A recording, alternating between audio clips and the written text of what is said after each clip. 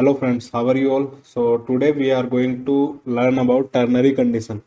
So I have made this video for this ternary condition only. Here you will get a clarity what is ternary condition, how you can use it, why you should use it. All these things we will cover in this video. So keep watching it. And if you still have not subscribed my channel, then please subscribe my channel. That is Learning with Ankur Khatana.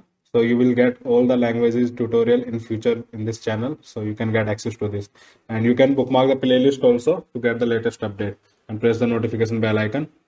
So let's just move inside. So these are the topics which we are going to cover today. First, we will see the definition of ternary condition, then syntax, how to use it, and when to use ternary condition. That also we'll see. We will write an example Java program also. So in this video, I have not kept any questions for you because it's a small topic and you can find it more useful in your real life. And if you still have doubt after this video, then you can leave your comment in comment section. So for the definition, actually it's an operator which evaluates the test condition and executes a block of code. What is it means? We have given a condition, it will check that condition. If it is returning true, then it will execute a particular block. If it is returning false, then it will execute another block. That is it means. Don't worry, you will get the more clarity. So we will see the syntax here.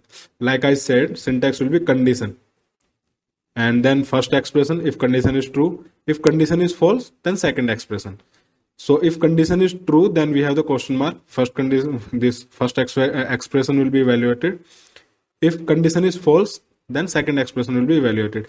You must need to take care of these operator, question mark, these symbols, question mark and this colon. Okay, and like in Java, it will be terminated by semicolon. A line will be ended by semicolon. Okay, so if you'll see example, so it's a very beautiful example I have taken here. It's a very simple thing. So we have just created a variable and initialized it to 36. We have initialized a variable marks to 36. Now we will see. So condition is marks is greater than 35.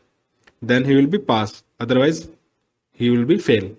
So it is returning a string. We are accepting a string here and we are storing it into result variable. That's it. These are the ternary conditions. If we are going to use it without ternary, what will happen? You will write a if else condition. If marks greater than 35, then you will then you will return pass. Then else block you will write, and inside that fail you will return. Like that it will happen. But here in one line only you can do this. Okay. So next slide. Yeah, next slide. When to use ternary condition? Like I said to you, if you are using for if else condition, then you can go for ternary condition. So in the next one, we will see the example program. So for that, we will go inside the computer and we will write our program.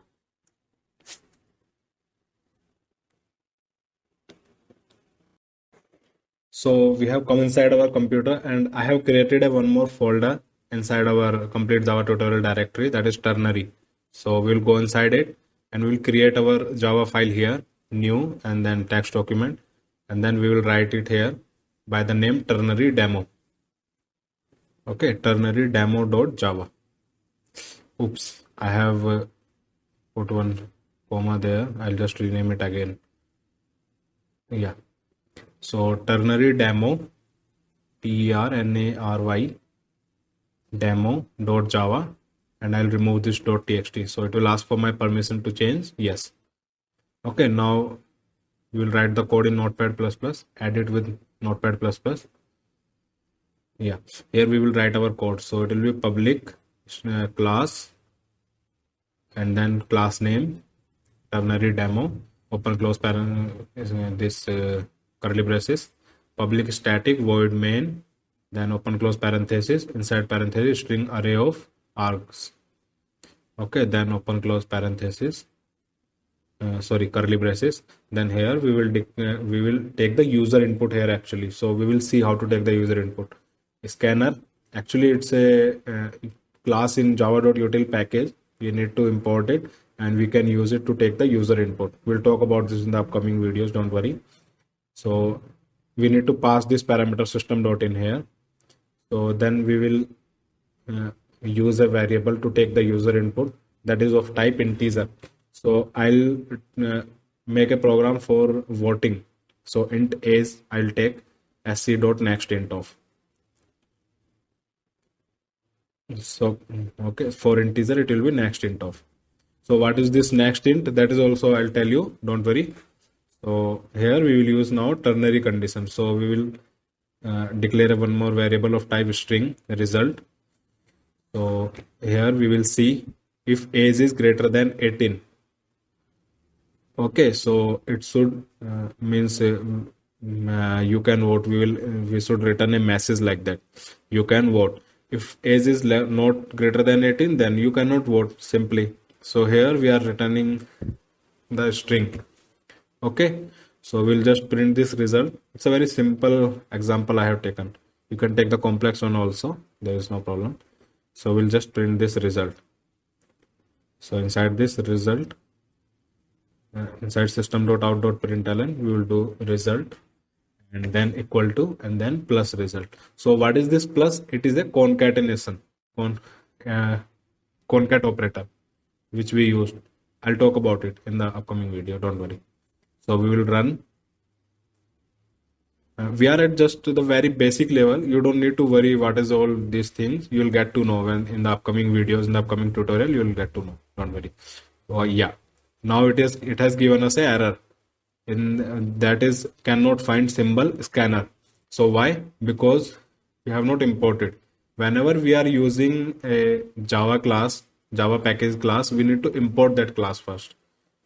Okay, so here we will import java.util.scanner. Like I said, it is a class of util package, Java util package.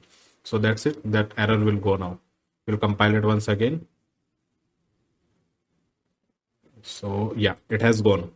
Now we can run the file directly. Java ternary demo. Okay, Java class name. Yeah.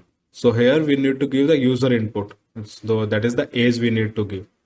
So I'll give the age here as 21, and once I press the enter, it will show us the result. You can vote. Now I'll give the age less than 21, that is 15. You cannot vote. So I'll make it more readable now. I'll print one more statement. Please enter your age. Like that I'll print. System, sorry. So system.out.println. Here it will be enter your age. Enter your age. See, I'm making these videos very simply by keeping in mind that you do not have any prior knowledge of Java. So it will not be that much difficult for you. You can just follow the video and take down the notes, which I have written the definition and all in the PPT. So you can just take down the notes. It will be very helpful for you. So we'll compile it once again, Java C, then we will run the program. Yeah, now see how beautifully it is asking, enter your age. I have written 27, so you can vote. Okay, yeah, I need to run the program again. I have given the 18 in the command. Okay, enter your age 18. You cannot vote. Why? Because we have given if it is greater than 18, then only. But if age is equal to 18, then also you can vote, right? So age is equal to 18, greater than equal to 18. So now you will see. Let it be compiled. Yeah, it has compiled successfully. Then run it. And here we will give 18. So it will just, you can vote. Okay, that's it. You are done. So that's it for this video, guys. Please don't forget to like, subscribe, comment, and share with your friends. And in the next video, we will see the control flow in Java. What are all control flow statements we have. We'll see if, else, why, for, and then switch statements. All these things we will see in the next video. So that's it for this video. Thank you so much and take care.